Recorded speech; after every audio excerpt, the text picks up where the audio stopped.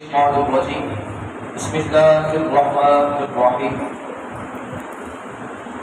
ما أرسلناك إلا رحمة للعالمين وفي موضع الآخر بسم الله الرحمن الرحيم هو الأول والآخر والظاهر والباطن وهو بكل شيء عليم آمنت بالله صدق الله العظيم وبلغنا رسوله النبي الأمين الكريم قال الله تبارك وتعالى في شان حبيب الكريم إن الله وملائكته يصلون على النبي يا أيها الذين آمنوا صلوا عليه وسلموا تسلیما۔ محبت کے ساتھ حضور اقدس صلی اللہ علیہ وسلم کی بارگاہ میں درود پاک کا نذرانہ پیش کریں۔ اللهم صل على سيدنا ومولانا محمد معدن الجود والكرم وعلى آله وصحبه وبارك وسلم صلاة وسلام عليك يا سيدي يا سيدي يا رسول اللہ۔ عزیزان محترم، رب العالمین کی فضل و توفیق سے چاند رات سے الحمدللہ عز و جل یہ ہمارا درس کا سلسلہ شروع ہوا، اور جو نیت تھی ہماری 12 روزہ درس کی، ذالک فضل اللہ یؤتی من یشاء، یہ سب کا سب اللہ ہی کا فضل ہے جسے سایہ عطا کرتا ہے۔ الحمدللہ ہمارے یہ تکمیل ہونے کو جا رہا ہے، اور آج ہمارا آخری درس 12واں درس ہے۔ خلاق عالم ہم سب کا اپنی بارگاہ میں آنا قبول و منظور فرمائے، اور یہ بھی دعا کرتے ہیں کہ اللہ رب العالمین اس کو جو جاری کیا ہے قیامت تک جاری و ساری فرمائے، اور اس کے صدقے ہم سب کو سچا پکا عاشق رسول بنائے۔ عزیزان محترم، جو میں نے آپ کے سامنے آیات طیبات تلاوت کی ہیں، ان میں سے دونوں کا سہارا لیتے ہوئے اپنے موضوع کو میں آگے چلاتا ہوں۔ اللہ رب العالمین نے قرآن مجید برہان رشید کے اندر ارشاد فرمایا، سورۃ الحدید کے اندر، هو الاول والآخر والظاہر والباطن وهو بكل شيء علیم۔ ترجمہ سماعت فرمائیے، وہی اول ہے، وہی آخر ہے، وہی ظاہر ہے، وہی باطن ہے، اور وہ ہر چیز کو جاننے والا ہے۔ بولیے سبحان اللہ۔ تو یہ وہی اول ہے، وہی آخر ہے، وہی ظاہر ہے، وہی باطن ہے۔ بات کس کی چل رہی ہے، یہی بتلانے کے لیے آج میرا مقصد ہے۔ اللہ رب العالمین نے قرآن مجید کے اندر پہلا لفظ استعمال فرمایا، هو الاول، وہی اول ہے۔ اول سے کیا مراد ہے؟ اول سے کیا مراد ہے؟ اول سے مراد علماء کرام نے یہ بیان فرمایا کہ اول سے جس کی ذات مراد ہے اس کو رب العالمین کہا جاتا ہے۔ ٹھیک ہے، اب علماء کرام نے یہاں پر ایک نقطہ بیان کیا، فرماتے ہیں اللہ رب العالمین کی اولیت پر دلیل دی جائے۔ فرمایا کہ مخلوقات سے پہلے کیا تھا؟ مخلوق کے جتنی بھی مخلوقات ہیں ان کے پیدا ہونے سے پہلے کیا تھے؟ فرمایا ایک ذات تھی۔ فرمایا اسے کیا کہا جاتا ہے؟ فرمایا اسے رب العالمین کہا جاتا ہے، اسے رب العالمین کہا جاتا ہے۔ کوئی یہ نہ سمجھے ادھر کہ مخلوق کو کسی نے پیدا کیا تو معاذ اللہ کسی نے رب العالمین کو ہی پیدا کیا ہے۔ تو اہل سنت والجماعت کا نظریہ ادھر ہم سماعت فرمائیں کہ اہل سنت والجماعت کا نظریہ کیا ہے۔ اہل سنت والجماعت کا نظریہ یہاں پر یہ ہے، اور اپنے دلوں میں اس کو بٹھا لیں اللہ رب العالمین کے حوالے سے، کہ رب العالمین کی ذات جو ہے وہ ازلی ہے، ابدی ہے، غیر متناہی ہے، غیر فانی ہے، مستقل بالذات ہے، واجب الوجود ہے۔ بولیے سبحان اللہ۔ یعنی اس کی ذات ایسی ہے نہ جو فنا ہونے والی ہے، وہ مستقل بالذات ہے، واجب الوجود وہ ذات ہے، یعنی جس کا وجود واجب ہے، ضروری ہے، وہ ذات ہے۔ یہ تو اول سے مراد رب العالمین کی ذات ہے۔ آگے چلتے ہیں، اللہ رب العالمین نے دوسرا لفظ استعمال کیا، والاول والآخر۔ آخر سے کیا مراد ہے؟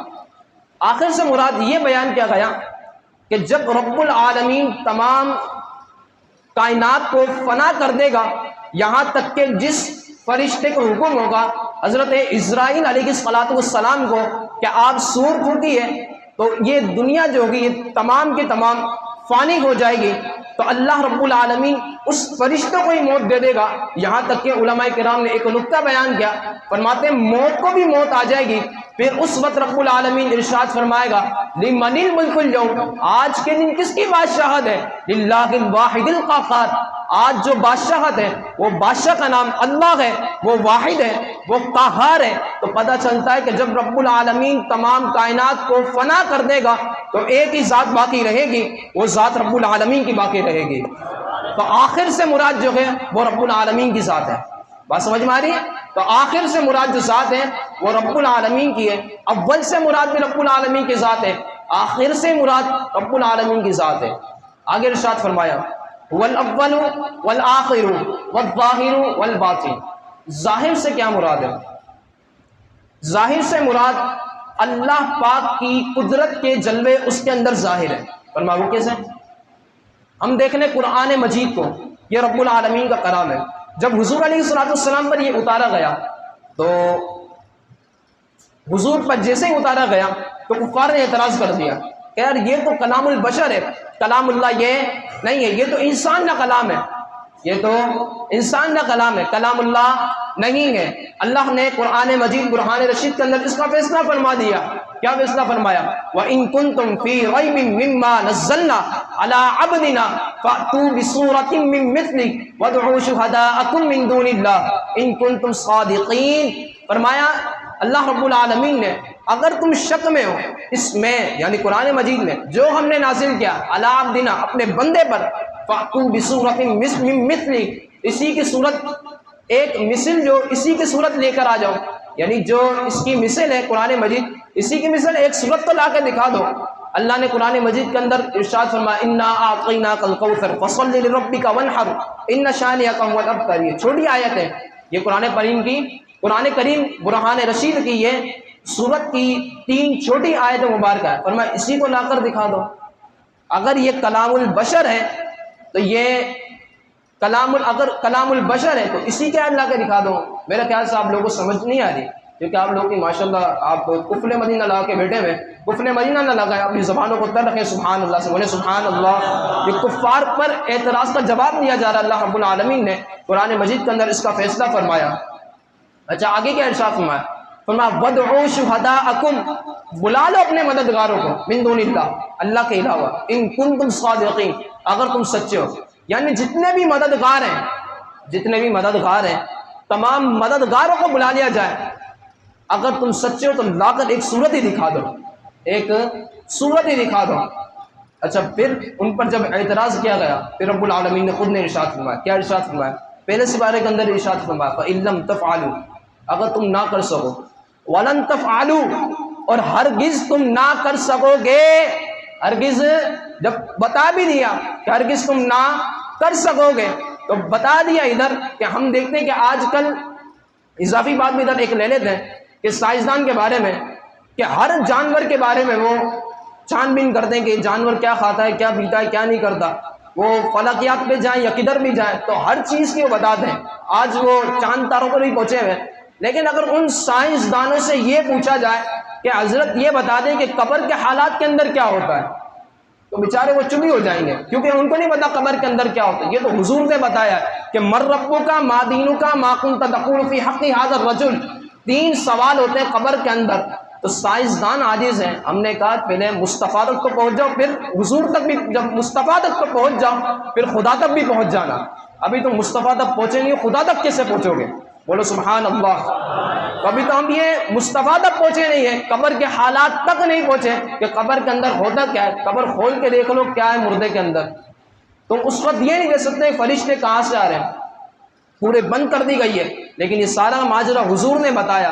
تو پھر یہ آخرکار ماننا پڑے گا کفار کو بھی کہ یہ جو کلام ہے یہ کلام البشر نہیں ہے، یہ کلام اللہ ہے، یہ کلام اللہ ہے۔ تو ظاہر سے مراد اللہ کی قدرت کے جلوے اس کے اندر ظاہر ہے۔ وہ جلوہ کیا ہے؟ وہ قرآن مجید فرقان حمید ہے، بولیے سبحان اللہ۔ تو یہ قرآن مجید فرقان حمید ہے۔ آگے رب العالمین نے ارشاد فرمایا والاول والآخر والظاہر والباطن۔ اب کچھ لوگ ادھر سوچ رہے ہوں گے آج ہے حضور کے معجزات کے اوپر بیان، اور یہ کہاں سے بیان کیا جا رہا ہے؟ تھوڑا ٹھہریے، انشاءاللہ بیان کیا جائے گا اسی کے اوپر۔ آخر اللہ رب العالمین نے ارشاد فرمایا هو الاول والآخر والظاہر والباطن. والباطن سے کیا مراد ہے؟ والباطن سے کیا مراد ہے؟ یعنی الباطن سے کیا مراد ہے؟ فرمایا الباطن سے مراد یہ ہے کہ اللہ کی قدرت کے جلوے اس باطن میں موجود ہے. وہ کس طرح؟ ہم نے دیکھا ہوگا کہ بعض اوقات سے سنا ہوگا کہ بھئی بادام کھا لیں تو آپ کو طاقت مل جائے گی، کھجور کھا لیں تو آپ کو ایک تقویت اندر مل جائے گی. فرمایا کیوں؟ فرمایا اللہ نے اپنی جلوت کے قدرت، اپنے باطن جو ہے اثرات جو ہیں وہ اس کے اندر رکھے ہیں. جب بندہ اس کو کھاتا ہے تو اللہ رب العالمین اس کو شفا یاب فرما دیتا ہے، اس کو طاقت عطا فرما دیتا ہے. جبھی تو ہم لنگر سے پہلے لنگر پر کلام اللہ پڑھ لیتے ہیں کہ اس کو ایمان والا کھائے، بے ایمان نہ کھائے. اس کو ایمان والا کھائے، بے ایمان نہ کھائے.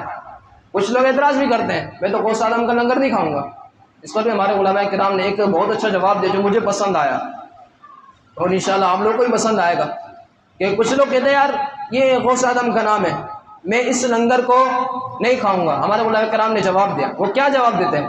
ارشاد فرماتے ہیں غوث اعظم کا لنگر وہ کھائے گا جو غوث اعظم کا غلام ہوگا. بھوکنے والا کتا کیوں کھائے گا؟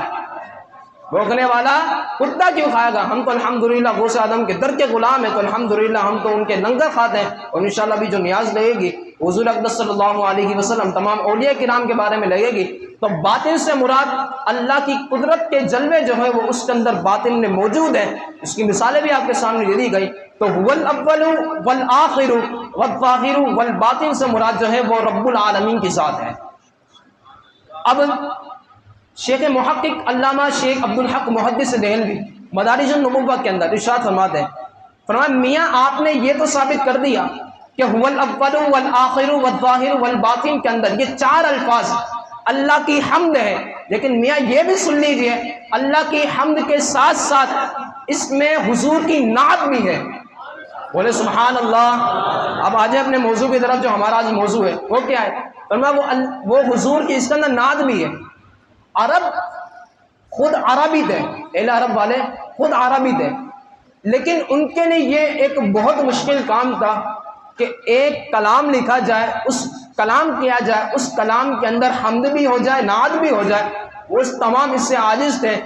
رب العالمین کا یہ کلام ہے، ایسا کلام ہے کہ رب العالمین نے اپنے بندوں پر اس کے اثرات نمودار فرمائے اور فرمایا کہ اس کے اندر یہ چار جو الفاظ ہیں اس میں اللہ کی حمد بھی ہے اور پیارے مصطفیٰ کی نعت بھی ہے.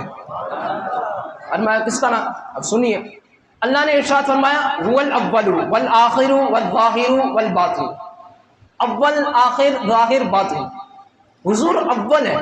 اول سے مراد حضور کی ذات ہے. کس طرح؟ سب سے پہلے دنیا میں تشریف لانے والے تو حضرت آدم علیہ السلام ہے. تو پتہ نہیں چلتا کہ یہ اول سے حضور کی ذات کیسے مراد ہو سکتی ہے. حدیث مبارکہ میں آیا ہے حضور علیہ السلام نے ارشاد فرمایا اول ما خلق اللہ نوری. اللہ نے کائنات میں سب سے پہلے جس چیز کو پیدا فرمایا تھا وہ پیارے مصطفیٰ کے نور کو پیدا فرمایا تھا. پتہ چلا کہ شان اولیت میں بھی حضور کی ذات اقدس پہلے نمبر پر آتی ہے. اب اسی کے ساتھ دوسری چیز بھی لے لیجئے. ایک اور حدیث مبارکہ میں آتا ہے حضور علیہ السلام نے ارشاد فرمایا کنت نبیا وان آدم لمنجدل فی طینتہ. حضور علیہ السلام نے ارشاد فرمایا کہ میں اس وقت بھی نبی تھا کہ جب حضرت آدم علیہ السلام اپنے خمیر میں تھے. یعنی ان کو بنایا نہیں گیا تھا، صرف ان کا خمیر جو تھا وہ تیار کیا گیا تھا، یعنی ان کو بنانے کے لیے تیار کیا تھا. فرماتے اس وقت بھی میں نبی تھا. تو یہاں سے پتہ چلتا ہے کہ حضور کی شان اولیت میں. ادھر ایک چھوٹا سا واقعہ لے لیجئے. ایک مرتبہ حضور علیہ السلام نے جبریل امین علیہ السلام سے فرمایا کہ اے جبریل تیری عمر کیا ہے؟ اے جبریل تیری عمر کیا ہے؟ ہم نے واقعہ سنے ہوں گے یہ والے. تو ارشاد فرمایا کہ حضور علیہ السلام سے فرمایا حضور علیہ السلام سے کہ میں روح الامین ہو کر میں ایک ستارے کو دیکھتا ہوں کہ وہ ستارہ 70,000 سال میں ایک مرتبہ آتا ہے. کتنے ہزار سال میں؟ 70,000 سال میں ایک تارہ وہ ایک مرتبہ آتا ہے. میں روح الامین جبریل امین علیہ السلام ہو کر اس کو 72,000 مرتبہ دیکھ چکا ہوں. یہ جبریل امین کی شان ہے کہ ایک ستارہ 70,000 سال میں ایک مرتبہ چمکتا ہے اور جبریل امین کیا فرما رہے ہیں؟ میں اس کو 72,000 مرتبہ دیکھ چکا ہوں. حضور نے ارشاد فرمایا اے جبریل کیا تم جانتے ہو وہ ستارہ کون تھا؟ فرمایا اللہ عالم و رسولہ عالم، فرمایا اللہ اس کا رسول زیادہ بہتر جانتا ہے۔ حضور علیہ الصلوۃ والسلام نے ارشاد فرمایا اے جبریل تو سن لے کہ جس ستارہ ایک ستارہ جو 70,000 سال میں ایک مرتبہ چمکتا تھا اور تو جبریل ہو کر اس کو 72,000 مرتبہ دیکھ چکا ہے، تو اب یہ بات سن لے کہ وہ ستارہ کوئی اور نہیں، میں محمد عربی تھا۔ وہ ستارہ کوئی اور نہیں، میں محمد عربی تھا۔ یہ حضور کی شان ہے، تو حضور کے بارے میں پتہ چلتا ہے کہ شان اولیت میں بھی جو سب سے پہلے نبی ہے وہ حضور علیہ الصلوۃ والسلام کی ذات اقدس ہے۔ اب شیخ محقق نے دوسرا جملہ ارشاد فرمایا هو الاول والآخر، هو الاول والآخر، آخر سے کیا مراد ہے؟ آخر سے کیا مراد ہے؟ اللہ رب العالمین نے اس کا بھی قرآن مجید برہان رشید کے اندر ارشاد فرما دیا۔ کیا ارشاد فرمایا؟ وَلَٰكِن رَسُولَ اللَّهِ وَخَاتَمَ النَّبِيِّينَ، کیا ارشاد فرمایا؟ لیکن آپ اللہ کے رسول اور آخری نبی ہیں۔ جب رب العالمین نے ارشاد فرما دیا تو آج یہ کون سے مرزائی آ گئے یہاں پر بھوکنے والے کہ جو کہتے ہیں ہم نبی، جب قرآن نے فیصلہ کر دیا تو کون ہوتا ہے نبی ہونے والا؟ تو اللہ نے فیصلہ فرما دیا وَلَٰكِن رَسُولَ اللَّهِ وَخَاتَمَ النَّبِيِّينَ، آپ اللہ کے رسول ہیں اور آپ آخری نبی ہیں۔ تو آخر کا لفظ یہ بتاتا ہے کہ هو الاول والآخر کے اندر جو آخر آیا ہوا ہے اس سے ہی مراد حضور کی ذات اقدس ہے، اس سے بھی جو مراد ہے وہ حضور کی ذات اقدس ہے۔ آگے آئیے هو الاول والآخر والظاہر والباطن، الظاہر الباطن دونوں کو ایک ساتھ لے لیجئے۔ اچھا دونوں کا معنی کیا کرا شیخ محقق کے نے؟ شیخ محقق علامہ شیخ عبدالحق محدث دہلوی، آپ نے اپنے خطبے کے اندر ہی اگر مدارج النبوہ کا مطالعہ کیا جائے اور آپ کا خطبہ نکالا جائے تو پہلے صفحے کے اندر ہی آپ نے اس کو بیان فرمایا ہے۔ آپ نے ارشاد فرمایا کہ ظاہر اور باطن سے جو مراد ہے وہ یہ ہے کہ حضور علیہ الصلوۃ والسلام کے نور ہی سے یہ جتنا بھی آفاق ہیں یہ سارے کے سارے حضور کے نور ہی سے چمک رہے ہیں۔ ظاہر اور باطن سے مراد یہ ہے۔ تو ایک شخص کہنے لگا یار یہ بات سمجھ نہیں آتی، یہ حضور کے نور سے چمک رہے ہیں، یہ بات سمجھ نہیں آ رہی۔ یعنی سن لیجیے ایک مرتبہ مولا علی کی ایک روایت ہے، حضور علیہ الصلوۃ والسلام نے ارشاد فرمایا، مولا علی اس کے راوی ہیں اور حضور ارشاد فرما رہے ہیں کہ جو شخص مجھ پر بروز جمعہ، ہم درود ہی ہے نا الحمدللہ، یہاں پر درود پاک کی محفل کری تو جمعے کو تو ہماری خصوصی طور پر الحمدللہ عز و جل ہوتی ہے۔ تو ارشاد فرمایا حضور علیہ الصلوۃ والسلام نے اس کا خلاصہ کہ جو شخص مجھ پر بروز جمعہ 100 مرتبہ درود پاک پڑھتا ہے، بولے سبحان اللہ، کتنی مرتبہ؟ 100 مرتبہ درود پاک پڑھتا ہے۔ فرماتے ہیں کل وہ شخص قیامت میں اس طرح آئے گا کہ اس کے پاس ایک نور ہوگا، اگر وہ نور پوری کائنات میں، پورے عالم میں تقسیم کر دیا جائے تو وہی نور پورے کائنات، پورے عالم کو کافی ہوگا، بولے سبحان اللہ۔ تو میں نے کہا میاں یہ بتائیے، آپ کہہ رہے کہ حضور کے نور سے یہ نہیں چمک رہا، میرا جس نے یہ پڑھا ہے اس کے بارے میں یہ آتا ہے کہ اس کی وجہ سے عالم میں وہ نور کافی ہو جائے گا جب وہ کل قیامت میں آئے گا۔ تو مجھے یہ بتائیے جب جس پر پڑھا جا رہا ہے تو اس کا مقام کیا ہوگا؟ جب ایک بندے کا یہ مقام ہے کہ 100 مرتبہ پڑھے، کل قیامت کے دن اس طرح آئے گا کہ وہ بندہ، اس کے پاس ایک نور ہوگا جو پوری کائنات کو کافی ہوگا، تو جو حضور پر پڑھتا ہوگا تو حضور کی شان کا عالم کیا ہوگا؟ تو یہ جب ہی بتا رہے ہیں کہ ظاہر و باطن سے مراد جو ہے اس جتنے بھی تارے ہیں، جتنے بھی کائنات ہیں، یہ سب حضور کے صدقے ہی چمک رہے ہیں، یہ سارے حضور کے صدقے ہی چمک رہے ہیں۔ آج کچھ اعتراض کر دیتے ہیں کہ میاں یہ بتائیے کہ آپ کہتے ہیں کہ حضور علیہ الصلوۃ والسلام تشریف لائے تو آپ عید مناتے ہیں، تو آپ کہتے ہیں کہ ہم عید مناتے ہیں، عید منانا کہاں سے ثابت ہے؟ میں ثابت کر دیتے ہیں۔ میں نے کہا کہ اللہ رب العالمین کے سب سے پہلے نبی حضرت سیدنا آدم علیہ الصلوۃ والسلام تشریف لائے جمعے کے دن۔ کب تشریف لائے؟ کب تشریف لائے؟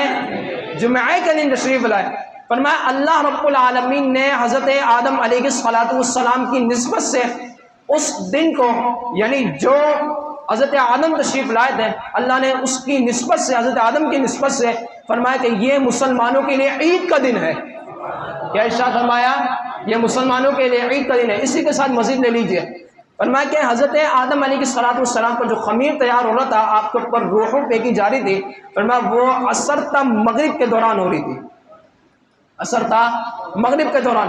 فرمایا اللہ رب العالمین جمعے کے دن جب کوئی مغرب سے پہلے کا جو وقت قبولیت والا وقت ہے اس میں دعا مانگے، کس وجہ سے؟ فرمایا اس وجہ سے کہ اس میں حضرت آدم علیہ السلام کو پیدا کیا گیا تھا، تو اللہ رب العالمین اس میں کسی کی دعا کو رد نہیں فرماتا، اس میں اللہ رب العالمین کسی کی دعا کو رد نہیں فرماتا۔ مجھے یہ بتائیے کہ حضرت آدم علیہ السلام آئے، اللہ نے اس کو عید کا دن قرار دیا گیا، جب خاتم النبیین آئے تو ان کا عید کا دن قرار کیوں نہ دیں ہم؟ جب خاتم النبیین تشریف لے آئے تو ہم عید کا دن قرار کیوں نہ دیں؟ آخری آیت میری جو میں نے آپ کے سامنے تلاوت کی، انشاءاللہ ختم کرتے ہیں اپنے بیان کو۔ اللہ رب العالمین نے قرآن مجید برہان رشید کے اندر پارہ نمبر 17 وما ارسلناک الا رحمتا للعالمین کیا ارشاد فرمایا؟ ترجمہ سماعت فرمائیے اس کا۔ فرمایا اے محبوب، ہم نے آپ کو تمام عالم کے لیے رحمت بنا کر بھیجا، ہم نے آپ کو تمام عالم کے لیے رحمت بنا کر بھیجا۔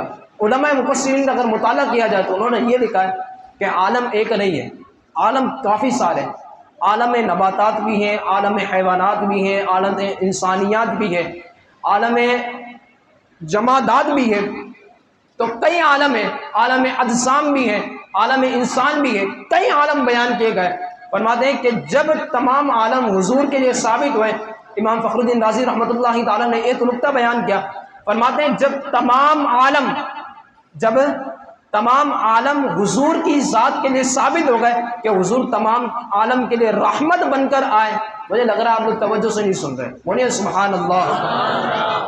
تو فرمایا تمام عالم کے لیے حضور رحمت بن کر تشریف لائے، تو حضور علیہ السلام کی جب یہ ثابت ہو گیا تمام عالم کے لیے اب رحمت بن کر آئے، تو یہ بھی ثابت ہو گیا کہ حضور علیہ السلام تمام انبیاء میں سب سے افضل ہے، بلکہ تمام انبیاء نہیں بلکہ تمام مخلوق میں سب سے افضل حضور کی ذات ہے۔ تو بولیے سبحان اللہ۔ تو حضور کی ذات اقدسہ پر یہ بیان کیا جا رہا ہے، سارے مل کر درود پاک پڑھے، اللہم صلی علی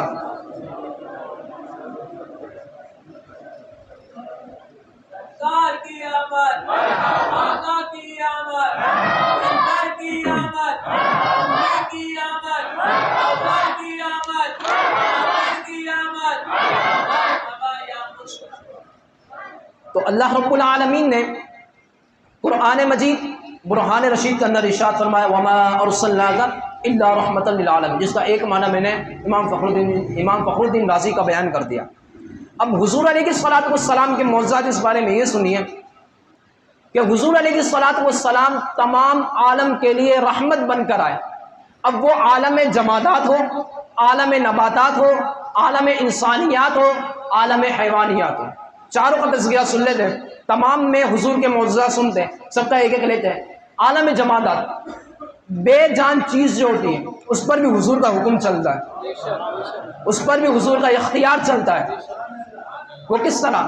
فرماتے ہیں کہ صحابی رسول بیان کرتے ہیں کہ جنگ خندق کا موقع تھا، ہم حضور علیہ السلام کے ساتھ جو خندق تھا وہ کھود رہے تھے، اس کو تیار کر رہے تھے، توڑ رہے تھے اس کو، تو بیان کیا گیا کہ جنگ خندق کے اندر ایک ایسی چٹان آ گئی، ایک ایسا پتھر آ گیا جو کئی صحابہ کرام نے توڑنا شروع کیا لیکن وہ ٹوٹتا ہی نہیں۔ تو صحابی رسول حضور علیہ السلام کی بارگاہ میں حاضر ہوتے ہیں، عرض کرتے ہیں یا رسول اللہ صلی اللہ علیہ وسلم، یہ جو ایک ایسا پتھر آ گیا یہ ٹوٹتا ہی نہیں، کافی صحابہ کرام نے اس پر کوشش کر دی۔ حضور علیہ السلام نے ارشاد فرمایا کہاں پر ہے؟ تو میں حضور ادھر ہے۔ حضور علیہ السلام وہاں پر گئے، توجہ سننے والی بات ہے، فرماتے حضور علیہ السلام وہاں پر گئے، حضور کا معجزہ بیان کیا جاتا ہے، حضور وہاں پر گئے، حضور علیہ السلام نے جو صحابہ کرام کافی بار اس کو پر کر چکے، کافی ضربیں اس کو پر لگا چکے، لیکن کئی صحابہ کرام سے وہ نہ ٹوٹا۔ حضور علیہ السلام نے اپنا ایک ہاتھ مبارک ایک ضرب لگائی، فرماتے حضور کا ہاتھ لگنا تھا وہ سارے کے سارے ریزے ہو گئے۔ یا رسول اللہ،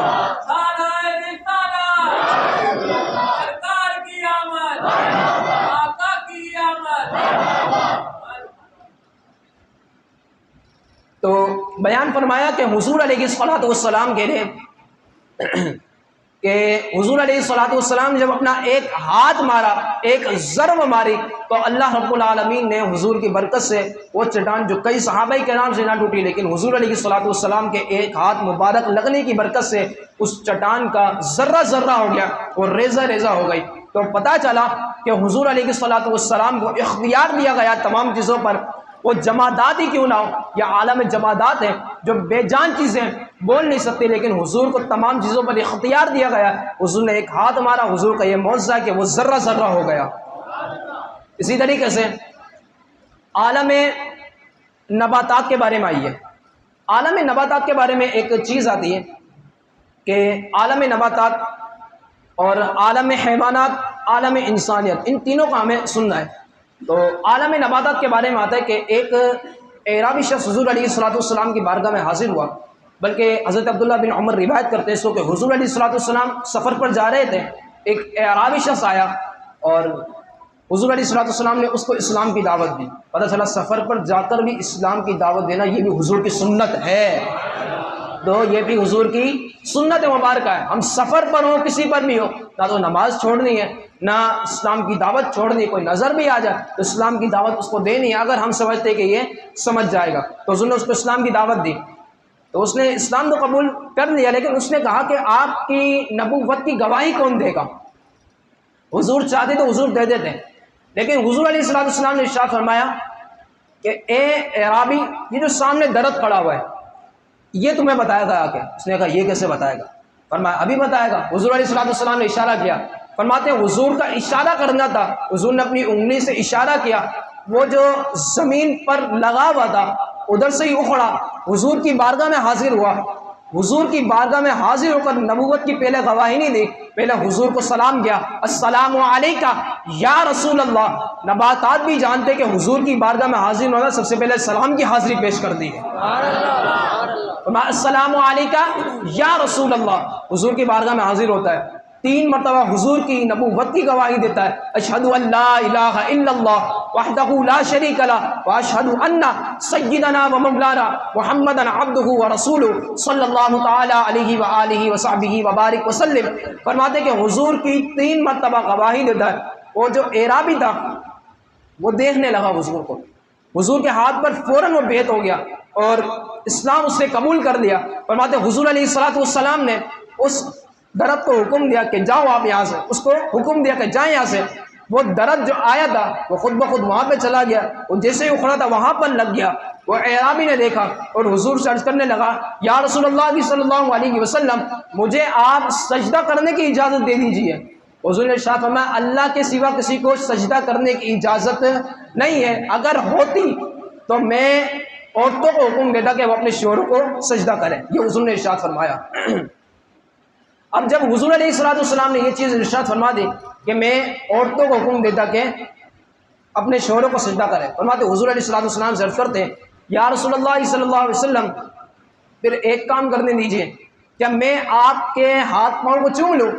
تو حضور علیہ الصلوۃ والسلام نے ارشاد فرمایا، ہاں اے عربی، تم ہاتھ اور پاؤں میرے چوم سکتے ہو۔ تو اس سے ایک بات پتہ چلتی ہے کہ بزرگوں سے تبرک لینا، بزرگوں کے ہاتھ چومنا، یہ تو پرانا طریقہ ہے۔ سبحان اللہ۔ یہ بات آپ لوگوں کے ابھی سمجھ نہیں آئے گی، انشاءاللہ گھر پہ جائیں گے نا انشاءاللہ آ جائے گی کہ میں نے کس چیز کو بیان کر دیا، بہت بڑی بات کو بیان کر دیا۔ جو سمجھ سکتے تھے وہ سمجھ گئے کہ بزرگوں کے ہاتھوں سے تبرک لینا، بزرگوں کے جو اہل سنت والجماعت کے ہیں ان کے ہاتھوں کو چومنا، یہ پرانا طریقہ ہے، آج کا نیا طریقہ نہیں نکالا جو آج ہم پر بدعت کے فتوے لگاتے ہیں، جو آج ہم پر بدعت کے فتوے لگاتے ہیں، یہ تو بدعت ہے۔ تو معاذ اللہ ایسا کچھ بھی نہیں ہے۔ تو حضور اگر ہوتا تو حضور اس کو منع فرما دیتا۔ آگے چلتے ہیں، اور میں حضور کو عالم جمادات پر بھی، عالم نباتات پر بھی، عالم حیوانات پر بھی، عالم انسانیات پر بھی، عالم انسانیت پر ایک مرتبہ ایسا ہوا کہ حضرت ابو ہریرہ رضی اللہ تعالی عنہ، اب اس کو توجہ سنیے گا اور یہ میرا آخری بات ہے اور انشاءاللہ اس کو اسی کے اوپر اپنے بیان کو میں ختم کرتا ہوں۔ حضرت ابو ہریرہ رضی اللہ تعالیٰ عنہ حضور کی بارگاہ میں حاضر ہوتے ہیں، صحابی رسول ہیں، اور یہ وہ صحابی رسول ہیں جن سے کافی احادیث مروی ہیں، تقریباً 5 یا 6 ہزار کے قریب سب سے زیادہ جو مروی ہیں وہ حضرت ابو ہریرہ کی ذات ہے۔ فرماتے حضور کی بارگاہ میں حاضر ہوتے ہیں، یا رسول اللہ صلی اللہ علیہ وسلم، آپ کی بارگاہ میں کھجور لایا ہوں، اس میں برکت کی دعا فرما دیجیے۔ اب بتائیے جب حضور نے برکت کی دعا کی ہوگی تو اس میں کیسی برکت ہوئی ہوگی، کیونکہ یہ دعا ایسی ہوتی ہے کہ یہودیوں نے مباہلہ سے منع کر دیا تھا، اگر یہ پنجدن پاک ہے، اگر یہ مباہلہ کر دے نا، یہ دعا کر دے تو آج یہودیوں کا نام و نشان مٹ جائے گا۔ فرماتے وہ واقعہ یاد آ گیا ہوگا کہ یہودیوں نے بھی مباہلہ کرنے سے منع کر دیا تھا کہ یہ وہ لوگ ہیں اگر انہوں نے ہاتھ اٹھا دیے، یہ پنجدن پاک ہے، اگر انہوں نے ہاتھ اٹھا دیے نا تو آج ہم لوگوں کا نام و نشان ادھر سے مٹ جائے گا، چلو یہاں سے ہم نہیں ان سے دعا کروائیں گے۔ فرماتے حضور کی بارگاہ میں حاضر ہوتے ہیں، یا رسول اللہ اس میں برکت کی دعا فرما دیجئے۔ حضور علیہ الصلوۃ والسلام نے ارشاد فرمایا کہ اے ابو ہریرہ اس کو آگے لاؤ۔ جب اس کو آگے لایا گیا حضور علیہ الصلوۃ والسلام نے اس میں برکت کی دعا فرمائی۔ اب جب حضور علیہ الصلوۃ والسلام نے برکت کی دعا فرمائی، حضور نے فرمایا اے ابو ہریرہ اس تھیلی کو اپنے پاس رکھنا، کبھی بھی اس تھیلی کو جھاڑنا مت، اور کھاتے رہنا کھلاتے رہنا، یہ حضور نے ارشاد فرمایا۔ فرمایا حضور علیہ الصلوۃ والسلام کے جب یہ فرمان سنا تو ابو ہریرہ نے اس تھیلی کو اپنی کمر پر باندھ لیا۔ فرمایا جب بھی کھانی ہوتی اپنی اس تھیلی سے نکال کر کھاتے بھی کھلاتے بھی، کئی مسلمان پر خیرات بھی کرتے تھے۔ اب مجھے یہ بتائیں کہ کب تک وہ چلی ہوگی؟ 1 دن 2 دن 10 دن 20 دن 40 دن 1 سال 2 سال؟ ابو ہریرہ کہتے ہیں خدا کی قسم وہ جو چیز تھی وہ نہ تو 1 سال چلی نہ 2 سال چلی، حضور کی برکت والی دعا جو تھی، حضور نے دعا فرمائی تھی، وہ دعا حضور کی قبول ہوئی۔ اور ویسے بھی دعا حضور کی قبول ہوتی ہے تو مستجاب الدعوات ہے۔ فرمایا حضور نے دعا فرمائی، اس دعا کی برکت سے وہ جو تھیلی تھی وہ تقریباً 30 سال تک چلی تھی۔ کتنے سال تک؟ 30 سال تک وہ چلی تھی حضور کی۔ فرماتے ہیں کہ میں خود بھی کھاتا تھا، دوسروں کو بھی کھلاتا تھا، تو کئی دن تو میں اس میں سے خیرات بھی کر دیا کرتا تھا، لیکن وہ تھیلی ختم ہونے کو نام نہیں لیتی تھی۔ اللہ اکبر، یہ حضور کا معجزہ ہے کہ حضور نے برکت کی دعا فرما دی۔ حضور علیہ الصلوۃ والسلام کا جو فرمان عالی شان ہے، آخری بات کہ نماز میری آنکھوں کی ٹھنڈک ہے۔ ہمارے یہاں پر میلاد کا مقصد، بیان کا مقصد صرف ایک یہ ہے کہ حضور نے جو فرمان ارشاد فرمایا اس پر ہم عمل کریں۔ جو حضور نے ارشاد فرمایا کہ نماز میری آنکھوں کی ٹھنڈک ہے، اس پر عمل کریں۔ اس پر ہماری بہت کمزوری ہے۔ آج یہ ہوگا کہ ہم رات کو چلے جائیں گے، صبح فجر کی نماز کا پتہ نہیں ہوگا، نہ ظہر کا پتہ ہوگا، ظہر پڑھ لیں گے جلوس کی وجہ سے، عصر بھی پڑھ لیں گے، مغرب عشاء تھکے ہوئے ہوں گے، ہم نے کہا بھائی پڑھ لیں گے، ویسے ہی جا رہا ہے۔ تو وعظ کرنے کا جو مقصد ہے وہ یہی ہے کہ ہم نمازوں کی طرف آئیں، مسجدوں کی طرف بڑھیں، اپنی مسجدوں کو بھریں۔ الحمدللہ عز و جل آپ کی اسی مسجد میں، جامع محمدی مسجد میں، الحمدللہ یہ جامع محمدی مسجد تھی، لیکن ایک اللہ کے ولی کے قدم لگے، اللہ رب العالمین نے اس کو درود السلام کے نام سے موسوم کر دیا۔ تو جامع محمدی مسجد درود السلام والی آفندی گلی خیرون اس مسجد کا نام ہے۔ الحمدللہ عز و جل ہر جمعہ مبارک کو اس میں 1.25 لاکھ مرتبہ درود شریف کی محفل ہوتی ہے، 1 گھنٹے کی محفل ہوتی ہے، عصر تا مغرب محفل ختم خواجگاہ نشمن و ذکر الہی کیا جاتا ہے۔ اور ہر دن ادھر 3 درس ہوتے ہیں۔ کتنے درس ہوتے ہیں؟ 3۔ وہ کون کون سے؟ نمبر 1 درس قرآن صبح فجر کی نماز کے بعد، نمبر 2 درس فقہ نماز ظہر کے بعد، نمبر 3 درس حدیث نماز عشاء کے بعد۔ الحمدللہ عز و جل یہ تینوں درس ہمارے یہاں پر جاری و ساری رہتے ہیں۔ رب العالمین سے دعا کرتے ہیں کہ خلاق عالم ان تینوں درسوں کو اور اس کے علاوہ مزید چیزوں کو جو اسلام کے لیے تقویت بنے، ہم سب کو کرنے کی توفیق عطا فرمائے، اور جو سلسلے جاری کیے ہیں اللہ رب العالمین اس کو اپنی بارگاہ میں قبول و منظور بھی فرمائے، قیامت تک اس کو جاری و ساری بھی فرمائے۔ الحمدللہ عز و جل 14 اکتوبر کو یہ جو آنے والا جمعہ مبارک ہے، اس میں میرے پیر و مرشد آپ دیکھ رہے ہوں گے، یہ جو درود شریف کی محفل ہوتی ہیں وغیرہ چیزیں جو بھی ہیں، تو یہ ساری چیزیں پیر و مرشد کا صدقہ ہے۔ آپ یاد رکھیے گا یہ جو ہم بول رہے ہیں نا، یہ بھی سارے پیر و مرشد کا صدقہ ہے ہمیں، یہ سارا ان کا ہی صدقہ ہے۔ میں اپنی بات بتا دوں، ہمیں بولنے نہیں آتا تھا، ہمارے والد صاحب کا یہ بات ہے، آپ خود اپنے بیان کے اندر ارشاد فرماتے تھے کہ پیر محمد عبدالشکور فاروقی نقشبندی نور اللہ مرقدہ، آپ خلیفہ ہے، حضور مفتی اعظم ہند ہیں، اعلیٰ حضرت کے گھر سے آپ کو خلافت ملی۔ تو آپ کے بارے میں آتا ہے کہ والد صاحب کہتے ہیں کہ مجھے بیان کرنے اتنا آتا نہیں تھا، زبان میں کبھی کبھی لکنت آ جاتی تھی۔ فرماتے ہیں کہ میں ایک مرتبہ آستانے پر گیا تو پیر صاحب آرام فرما رہے تھے، ظاہری طور پر آرام فرما رہے تھے، باطنی طور پر وہ جاگ رہے تھے۔ میں وہ کس طرح؟ فرماتے ہیں کہ میں جیسے گیا تو ان کی نالین رکھی ہوئی تھی، یعنی چپل مبارک رکھی ہوئی تھی۔ والد صاحب خود اس بیان کو آپ بیان فرماتے تھے، اور میرے پاس یہ موجود بھی ہے، آپ بیان فرماتے کہ وہ جو نال مبارک تھی، میں نے اس نال مبارک کو اپنے سینے پر لگایا اور اپنے امام مبارک پر لگایا، اور فرماتے ہیں کہ وہ جیسے سینے مبارک میں لگا رہے تھے، دیکھا کہ سامنے کوئی کھڑا ہوا ہے، تو جسے دیکھا تو پیر مرشد کی ذات تھی۔ پیر و مرشد آگے بڑھے، فرمایا ابی شکیل کیا کر رہے ہو؟ فرمایا کہ حضور اس نفس کو کافی سدھارنے کی کوشش کی لیکن یہ سدھرتا نہیں ہے۔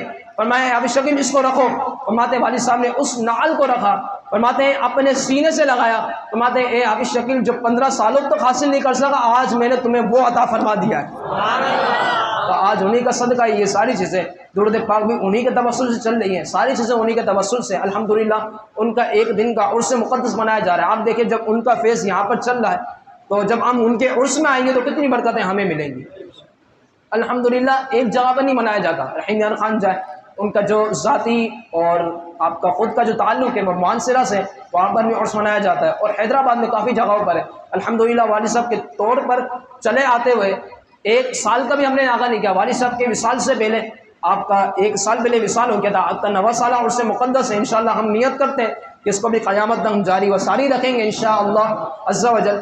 تو اس کے اندر ایک دن کا عرس منایا جا رہا ہے جس میں 2 نشستیں رکھی گئی ہیں۔ نمبر 1 تو یہ درود شریف کی محفل ہوگی انشاءاللہ 1.25 مرتبہ، مختصر محفل ختم خواجہ نشمن و ذکر الہی کیا جائے گا، اور خصوصی دعا میرے پیر و مرشد سجادہ نشین حضرت علامہ مولانا پیر مفتی محمد عتیق الرحمن فاروق نشمندی دامت برکاتہ عالیہ، آپ دعا فرمائیں گے انشاءاللہ۔ آخر میں لنگر کا بھی اہتمام ہے اس والے جمعے کو انشاءاللہ، اور رات ہی کو بعد نماز عشاء 14 اکتوبر جو اس جمعے کو ہے انشاءاللہ، رات کو بعد نماز عشاء 8:30 بجے جو آج ٹائم تو وہی ٹائم رہے گا، 9 بجے انشاءاللہ تلاوت کلام پاک کا آغاز ہو جائے گا، اور انشاءاللہ الکریم تلاوت کلام پاک، اور انشاءاللہ حیدرآباد کے مشہور و معروف نعت کا حافظ غلام محمد صدیقی، اور ایک کراچی سے تشریف لانے والی خصوصی شرکت جن کی ہوگی، وہ خصوصی نعت خواہ جو ہوں گے، عالم بھی ہے، مفتی بھی ہے، اور کیا چاہیے، اور نعت خواہ بھی ہے۔ اللہ نے تینوں چیزیں ان کو عطا فرمائی ہے، اور ہمارے مشہور نعت خواہ بلبل مدینہ الحاج محمد اویس اللہ قادری صاحب کے آپ بھتیجے حضرت علامہ مولانا مفتی محمد بلال اویسی صاحب، آپ انشاءاللہ تشریف لائیں گے، خصوصی نعت کا لیں، اور خصوصی خطاب جو ہوگا پیر طریقت رہبر شریعت حضرت علامہ مولانا پیر سید غضنفر قادری طاہری دامت برکاتہ عالیہ، انشاءاللہ آپ پیار سے تشریف لائیں گے، آپ بھی دعا فرمائیں گے، آخر میں پیر و مرشد کی دعا ہوگی، اور انشاءاللہ لنگر کا اہتمام ہے، اس میں بھی آپ تمام کو دعوت دی جاتی ہے، جتنے بھی اعلانات کیے گئے تمام کو آپ کو دعوت دی جاتی ہے کہ اس کے اندر ضرور شرکت فرمایا ہے۔ آپ تمام احباب کا میں شکر گزار ہوں کہ آپ نے یہاں پر آئے، دراصل آپ ہماری وجہ سے نہیں آئے، آپ آئے والد صاحب کی محبت میں، اللہ رب العالمین انہی کے صدقے، وہ اللہ کے دوست ہیں، اللہ کے ولی ہیں، اللہ رب العالمین انہی کے صدقے ہم سب کی پریشانیوں کو دور فرمائے، ہم سب کی بیماری کو دور فرمائے، خلاق عالم ہم سب کا اپنی بارگاہ میں آنا قبول و منظور فرمائے۔ وآخر دعوانا ان الحمد للہ رب العالمین، صلاۃ والسلام۔